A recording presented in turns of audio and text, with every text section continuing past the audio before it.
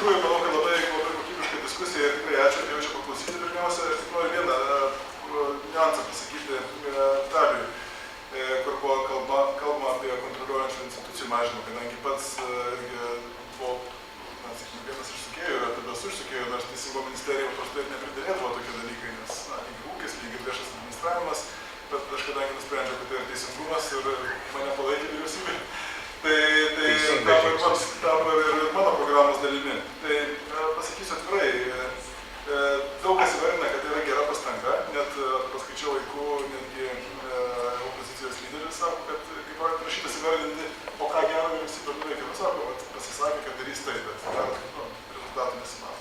Tai klausimas dėl to standarto nuleidimo, kodėl nebekalbama apie jungimą ir kodėl eina kalba apie koordinavimą. Tai tik patikslinimą vieną, kad vis dėlto 9 grupės, kur yra tų kontroliuojančių institucijų, tai 2 eina kalba apie jungimą. Vienareikšmių, tai yra finansų grupiai ir infrastruktūrų grupiai, kur abiejose iš 3 jungiam po vieną, mokesčių srityje taip pat yra jungimas. Aš bent jau savo vienintelę tokią tikrą kontroliuojančią instituciją, tai yra metrologijos inspekcija, irgi atidaviau prijungti prie kitos ministerijos, ūkio ministerijos nemėsų tarnybos, kai yra tam prijungimų. Bet kitas dalykas, kas yra dar svarbiau, dėl ko aš tiesą sakant truputėlį esu skeptiškas dėl tų jau paminėtų jungimų pirmų, ypač finansų ir infrastruktūrų grupės, tai yra ne visą laiką, būkime atviri, tai, ką daro vyriausybė ir tai, ką sutarė Seime sutinkama netgi koalicijos kartais atskirų asmenų su pasitikėjimu kredito arba to rezervuaro, kurie praeidžia. Tai toks jausmas yra, kad Seime to rezervuaro irgi nėra. Ir aš irgi nenorėtume šitą dabar dėl vieno ar kito niuansų, tiesiog konstatuoju tokį padėtį, kad ir taip visą laiką klausimas apie balansą opozicijos ir opozicijos. Tai kai dar 3 Seimo nariai iš pozicijos sugalvojo, kad reikia kitaip balsuoti, tai aš asmeniškai jau esu labai skeptiškas dėl to, ar pavyks tas institucijas sujungti, jeigu bus rengiamas įstatymas ir einama keliaujame į Seimą. Tai šiuo atveju labai džiaugčiausi, jeigu koordinavimas vyks tokio lygio, kad konkretus subjektas nebejaus, kas ar viena institucija tikrina, ar kelios. Čia yra vertybinis, mentalinis, kultūrinis ir toks lūžis reikalingas ir iš tikrųjų kartu su ministerija bandom tą lūžį užtikrinti, tai iš tikrųjų pakankamai, manau, ambicingas dalykas. Tai tik vieną patikslinimą ar paaiškinimą, kodėl tai daro. O šiaip tai aš praleidau tą dalį, bet kadangi žmonės apie teisingumą, aišku, labai gerai viską žino, tai atitinkamai ministerija vertina. Tai aš daugiau iš tos pusės. Po kupliai padėlėsiu, tik pasakysiu, kad jūs gal net per geri savo vertinimas, tai buvo vyriausybė tikrai yra tų gerų ir pasitempti dar ir daugiau. Tai manau, kad labai gerai, vargu gali vertinti, bet manau, kad visi dirba čia tie, kurie turi idėjų ir ką pasiūlyti. Aš galbūt tokią trumpą refleksiją iš tikrųjų apie tai, kas mano supratimu, kokie mes buvom tuos 2 metus ir kokie galėtumėm ar turėtumėm vyriausybė būti ateinančius 2 metus. Aš pavadinčiau, kad iš tikrųjų tai, ką pats mačiau atėjęs į ūkio ministeriją, mano supratimu, kuom aš tikrai nebejoju, kad tai yra tikrai labai gerų siekių vyriausybė. Ta prasme, tai, ką mačiau, yra užsibriežti dideli dalykai, kuriuos norima padaryti. Kame matau labai didelę problemą, tai yra gebėjimai įvykdyti tuos užsibriežtus dalykus. Ir dalis reformų, dalis užsibrėžimų iš tikrųjų yra gerai vykdomi. Ir mano pastebėjimas būtų, kad tai yra tie dalykai, kurie reikalauja popierių pakeitimo. Kad galima padidinti, tai yra pakeisti mokesčio tarifą, galima tuos, kuriuos reikia, aš taip pavadinčiau, turbūt vieno žingsnio reformos. Tai yra, kai užtenka padaryti teisinę bazę pakeisti ir nuo to iš karto pasikeičia. Tie dalykai, kurie reikalauja 10 žingsnių tam, kad galų gale būtų rezultatas. Tai yra kontroliuojančių institucijų reforma.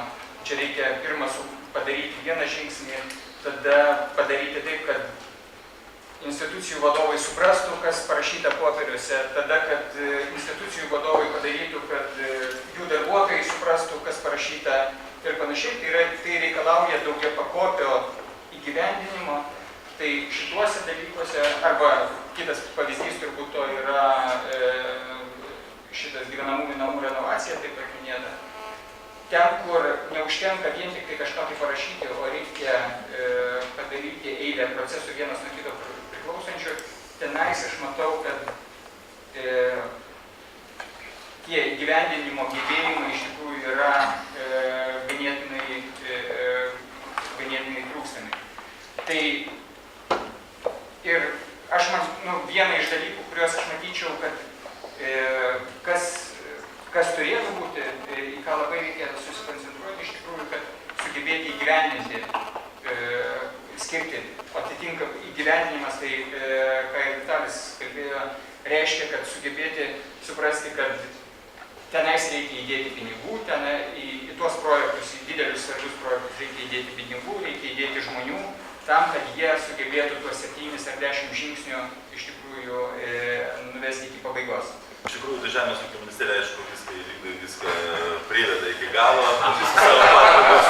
Ir klausydamas aš šitos diskusijos tikrai labai prisiminiau vieną seną, bet labai gerą anekdotą, kuris tinka mūsų šios dienos temai. Tai anekdotas apie tai, kaip pensininkas atvažiavo su Zaporožiečiu į autoservisą ir paprašė, kad vyras, sako, būkit žmonės, sako, įdėkit nors kokią nors detalę iš Mercedeso, nes visi mano kolegos, kaimynai, pažįstami giminės važinėja su vakarietiškais automobiliais, man su to Zaporožiečiu kažkaip nepatogu, bet vakarietiškam neturiu pinigų, tai nors kokią detalę, sako, įdėkit, sako, gerai, sako, palik iki vakaro pažiūrėsim. Vakarais grįžta į tą servisą ir sako, tai ką nors įdėtų, sako, jo, be abejo, įdėjom, tai ką įdėjom? Sako, variklį įdėjom. Kaip variklį? Tai kiek aš čia dabar turėsiu sumokėti? Ne, pažiūrėjau, paisau, sako, 100 litrų.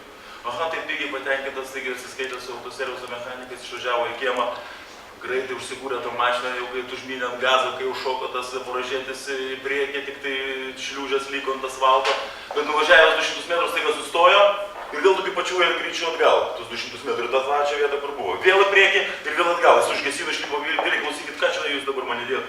Sako, variklį, bet kokį tą variklį, sako, nuo valytuvų. Ir iš tikrųjų šitą vyriausybę daro darbus tokius, kad jiem tą darbą padarius atgal grįžti nebus įmanoma. Ir vienas iš tokių darbų tai yra ūkininkų įtraukimas į mokesčių sistemą. Ir man labai keista, kad Šarūnas pasakė, kad ūkininkai nemoka sodros, ir tikrai ūkininkai moka sodros mokestį. Ir tarp kitko su lubom, kas irgi jūsų buvo įvardinta kaip siekti. Bet aš dar noriu ką pasakyti, kad ūkininkai ir žiniasklaida, šiandien mes diskutavome apie žiniasklaidą, kad jinai galbūt netinkamai mūsų darbus vertina, ar mes to žiniasklaidas nesuprantam, ar nesusišnekam tarpusavėje. Tai noriu pasakyti, kad ūkininkų tas planas ir žiniasklaidos kasta yra labai panašus. Ir tie iki, sakykime, praktiškai iki 2009 sausio 1 nemokėjo ten praktiškai jokių mokesčių. Ir tie tos mokesčius nuo sausio 1-9 metų buvo priversti pradėti mokėti. Ir šitų ir tų produkciją žmonės naudoja kiekvieną dieną ir tai yra būtina produkcija. Ir kas galiausiai, aišku, šiek tiek su jūru ir tie gauna tiesioginės išmokas. Tai tikrai tų dviejų grupių įtraukimas į mokesčių sistemą, tuo pačiu parodant, kad šita vyriausybė nedaro išimčių niekam, tikrai buvo darbas padarytas didelis. Ir ne vien tik tai, aišku, ir daugelis kitų darbų, bet tai darbai tokie, kad ne tokie kaip su valytuvų varikliu, kad paskiau galima grįžti atgal. Jau negados mes nebegrįšim atgal, tai tiek nebus. Visgi norėčiau suteikti galimybę ir per likusias 10 čia maždaug minučių iš auditorijos, jei kas nors labai norėtų komentarą ar klausimą užduoti. Taip, prašau. Kolega Klaudijus Maniokas. Manau, kad komentarą.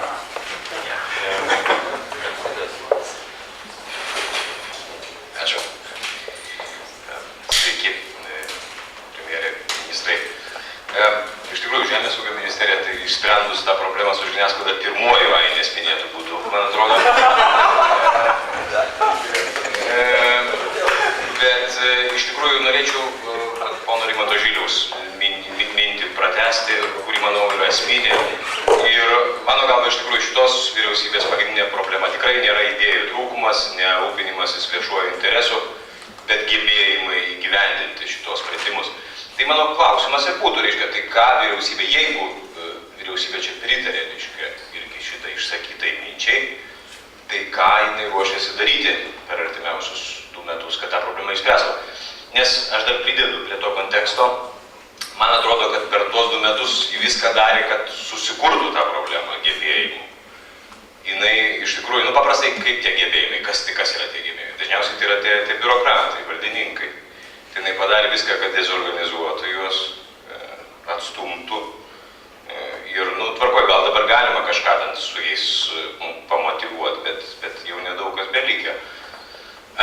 Nežinau, reformos visos buvo išdalintos koalicijoje, taip ganėtinai ir keistai.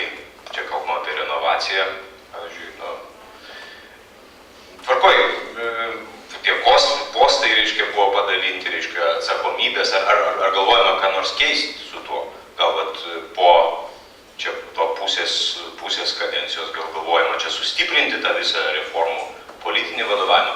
Pagaliau čia yra visokių daug technologinių triukų, galima čia sudaryti grupės, komandas, reiškia, dar ką, ar yra tokių planų? Ačiū.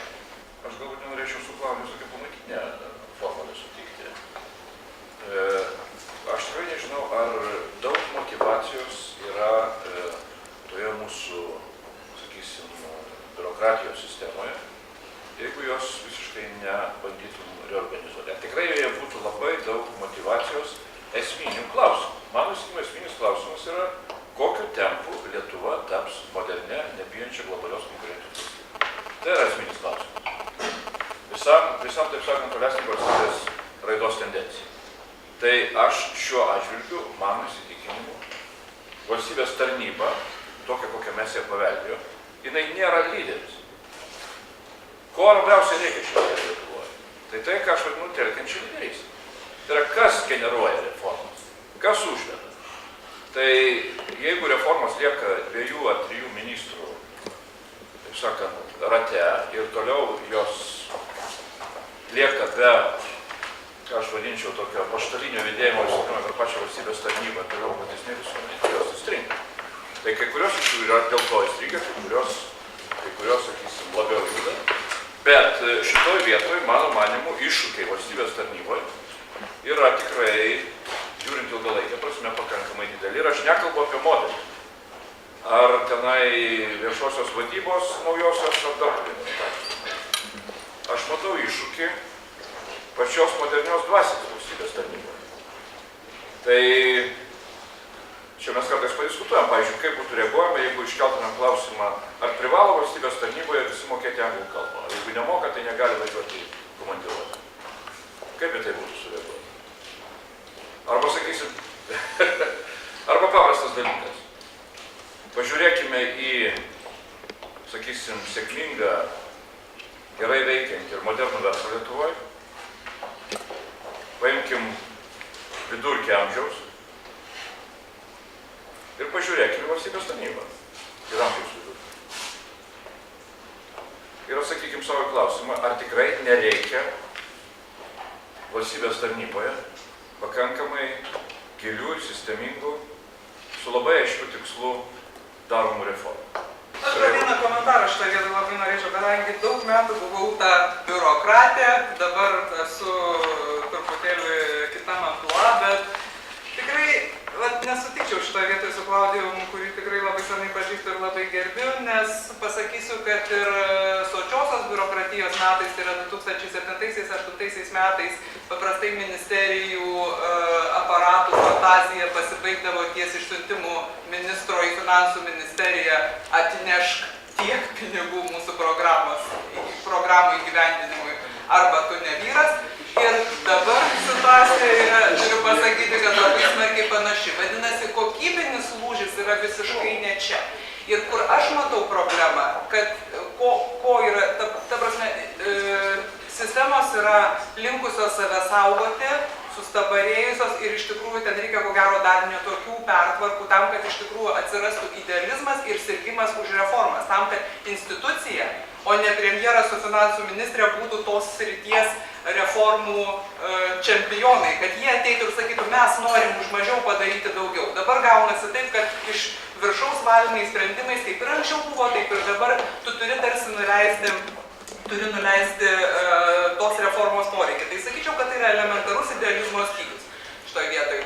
Tai mums vis dėlto reikia susitarti, kad turi būti ko gero mažiau žmonių, bet tikrai premium žmonių valstybės tarnyboje, tai yra aukščiausios klasės tikrų profesionalų, jiem reikia už darbą ko gero atitinkamai ir mokėti, nes, na, pigi valdžia jį vis tiek visada galiausiai brangiai kainuoja, todėl kad paprastai toj terpėj tuomet labai sėkmingai veisiasi tik vidutinybės ir niekas tokio.